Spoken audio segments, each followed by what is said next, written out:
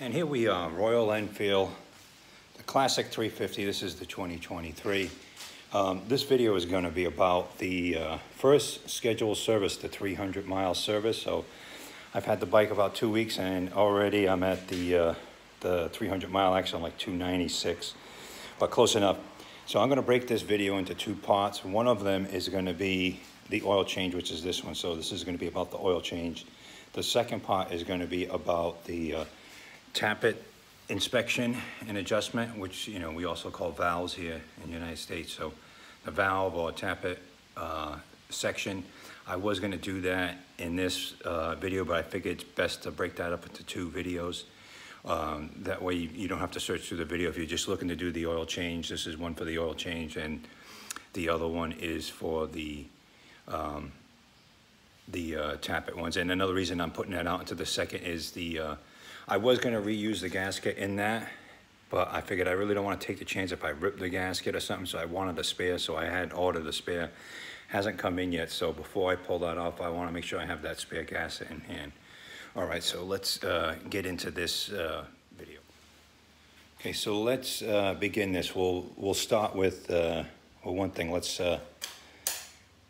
turn this on, at least the ignition, and then we can see. I wanted to point this out to you. So I got 296.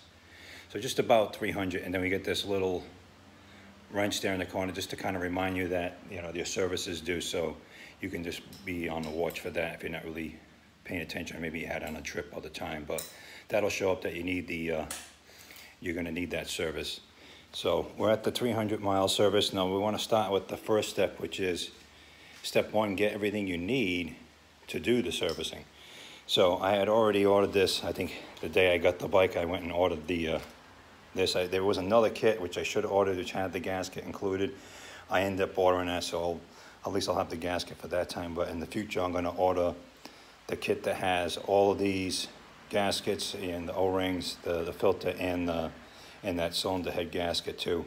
It just might as well just get them all at once, since you're going to be doing that pretty much at the 1500, and you'll do it again probably once a season. You'll probably do it like 6,000 miles. So for most people, I think that'll probably be once a season, just before you start your riding season.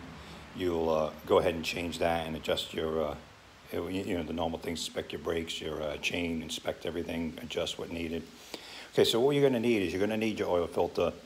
I would suggest getting those. We can probably reuse them. I'll see if I'm about reusing them, and we might not even need this piece over here, because we'll see when you get into the oil change. The oil you're going to use, well, at least the one I'm using, is actually, it's the 15W50, and this is fully synthetic. So this is for motorcycles. You can get, and then you see is the API is the JSO MA2. So that is exactly what you need. Royal Enfield suggests this or the semi-synthetic. I could not find any semi-synthetic. The only thing I could find was this fully synthetic. And that's because I'm here in the United States, so this isn't a very common oil, this 15W50. You'll find 20W50, you'll find 10W50, but 15W50 is actually a rare thing, so I didn't have to order that on Amazon. So came within a couple of days, so I'm fine with that. So you're going to need your oil, you're going to need your oil filter. I would get some kind of a cleaner, some type of degreaser, some paper towels just to wipe things up. A torque wrench is optional, but it's good to have, and some sockets to go ahead and loosen bolts. In addition to that, you're going to need an oil pan and a funnel to put your oil in. And I got two. I got this one cheap one that I use just to take the old engine oil and put it back in the bottle, so I can bring it back to the store, and they can get rid of that oil, recycle that oil. And this one I keep separate is the new oil that goes in. So I just keep it because I don't want any contaminants in there, and I usually just don't even wipe that down, let it drain out, and then just kind of wrap it in like a plastic bag or something, just to keep things out of it. You don't get any particles. Okay, so what we're going to do is we're going to have the bike on the center stand, because it just makes sense to have it on the center stand. And the first thing that you're going to do, according to Royal Enfield, and it makes sense, is right here. This is your cap where you would fill your oil. You're going to want to take that cap off and leave it aside so you don't lose it. And the reason for that is it's really, you're kind of letting air into here, and that gravity will then pull the oil down into the bottom. And let me show you on the bottom. It's a little easier coming from this side. So how they suggest doing it is, it might be hard to see. I might have to get a flashlight, but there is, right here it is. I don't know if I'm zooming in on that properly, but yeah, you can see it right there. Those two bolts and that little oval piece, that above there is a oil screen. So you're gonna have to loosen those two. We'll first put your oil pan underneath here. Loosen those two, pull that off, and let the oil drain out. Now there's another plug that's just over here. You don't have to take that off and drain it there. Some people do. That's why that comes with that copper washer. I'm not gonna do that because Royal Enfield doesn't point that out to do that. So I think it's best to leave that in and not put pressure on bolts, taking them on and off if it's not needed. But this piece right here is gonna have to come off. So we're gonna get some wrenches. I'll let you know what that is. And we'll take that off and we gotta start draining the oil. We'll first start with removing this.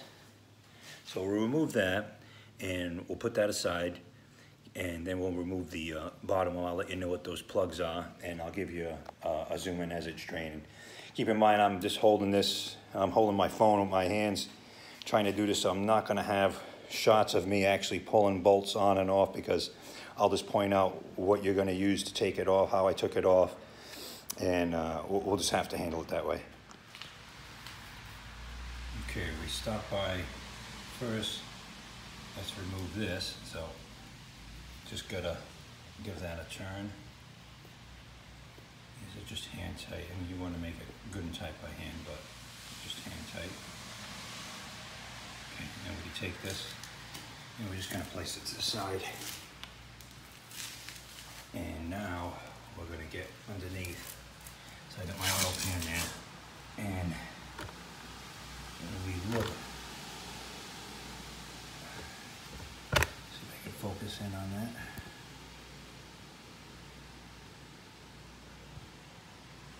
That might not be the best angle to get this. Let me get over to the other side.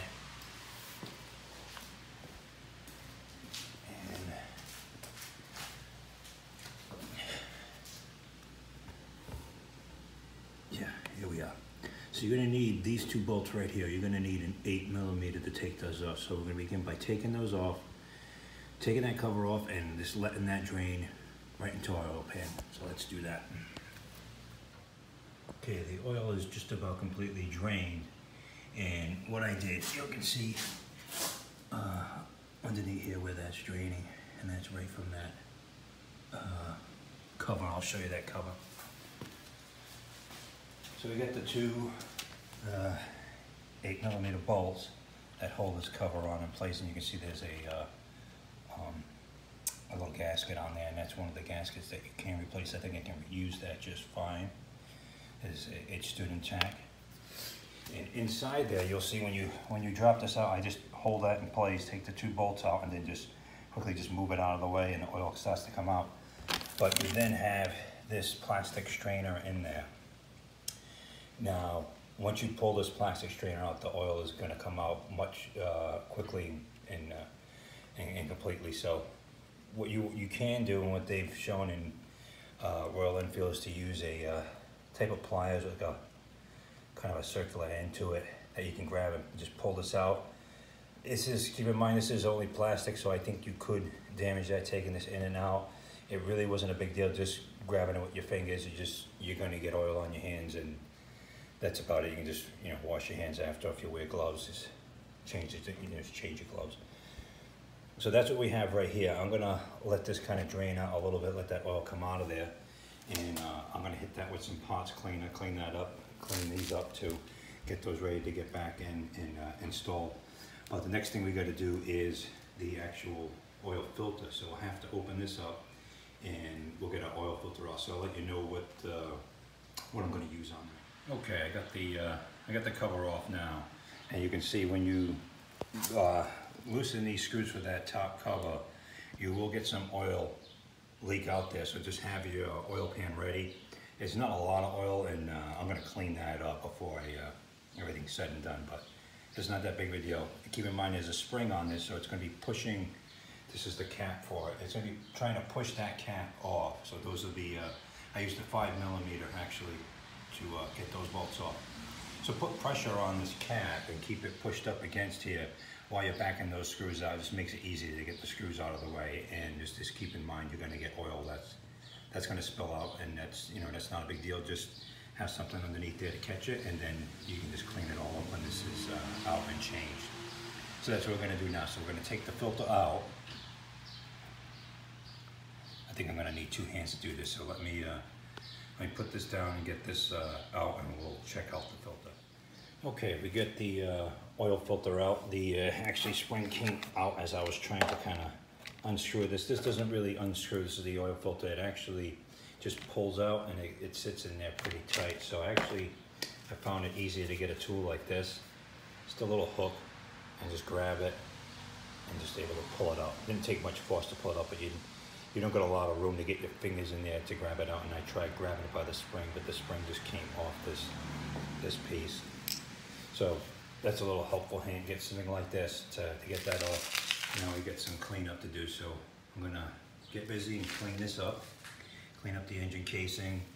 Here underneath you can see as it drips down and stuff. So I'm gonna clean all this up, get this really nice, and we'll put our new filter in and start to put this together.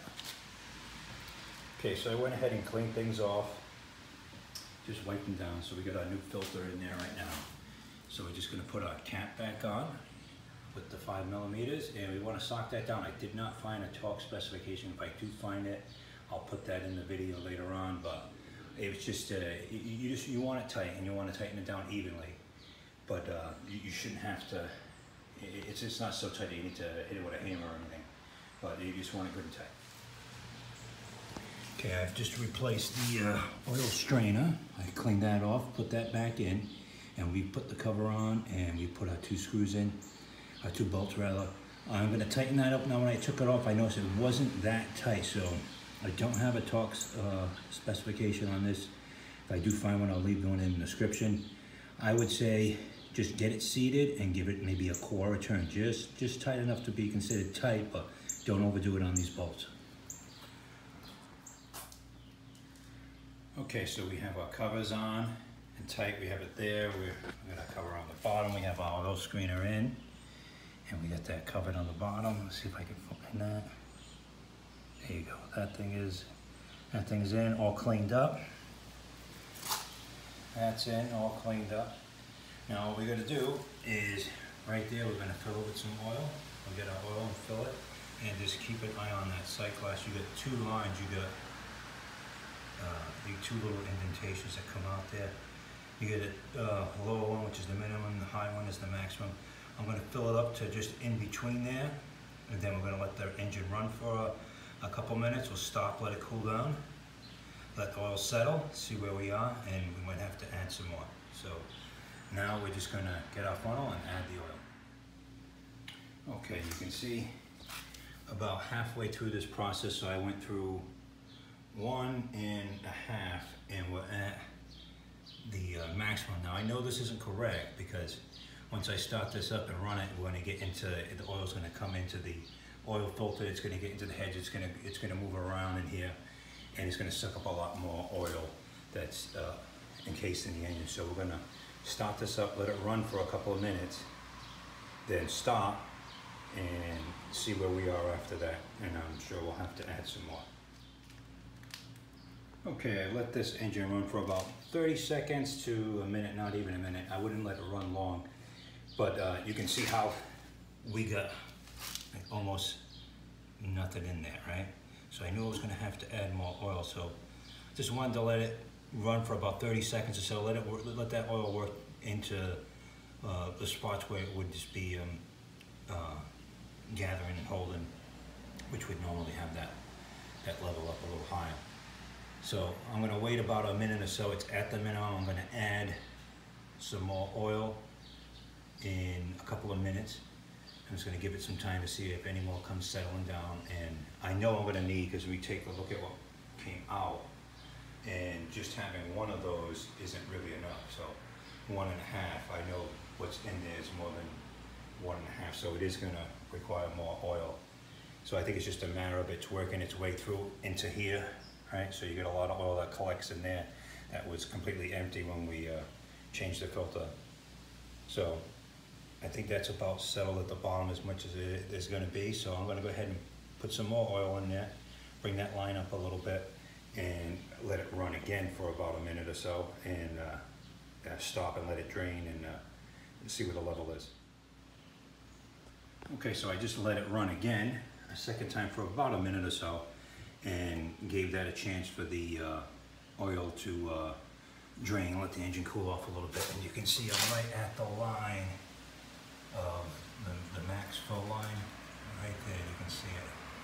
It might be hard to zoom in. Just under that indentation right there. So this is after cooling and letting this come down. Now the thing I know is I put my old engine oil in the new bottles. I used the two 32 ounces. I guess it is on those bottles. Let me see. Yeah, 32 fluid ounces. So I used 2 of those, and when I filled in, you can see how I got what's remaining. So this one's completely full, and the other one is up to about 22, 23 out of 24. So I got about 10 fluid ounces more that I added than I took out, which isn't too concerning to me because I'm at the right level. And I have noticed that this bike, since I got it, that fluid level was more towards the, it was hovering towards that low oil indication. So the second indentation down, it's been mainly over there. So I think right from the get-go, it didn't have quite as much oil as it could. It wasn't dangerous. It didn't seem to be. If I was lower than that, and then I would have added some oil. But knowing that this 300-mile service comes up so quick, I wasn't too concerned about it, and I figured I would just top it up when I fill it up. So actually 2 of those was enough to do it. So if you're doing this, I would say all you need is 2. It's good to have a third one as a spare, but I don't think you're really going to need much more than that. But it is good to have one just in case in between oil changes. If you just need to add some oil in there, at least you got some on hand. So it's worth having another one just to have it on hand.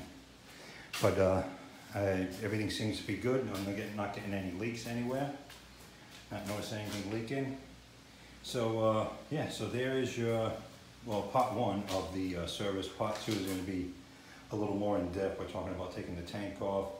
It's really just, doing the job of actually adjusting the height, checking and adjusting is very easy.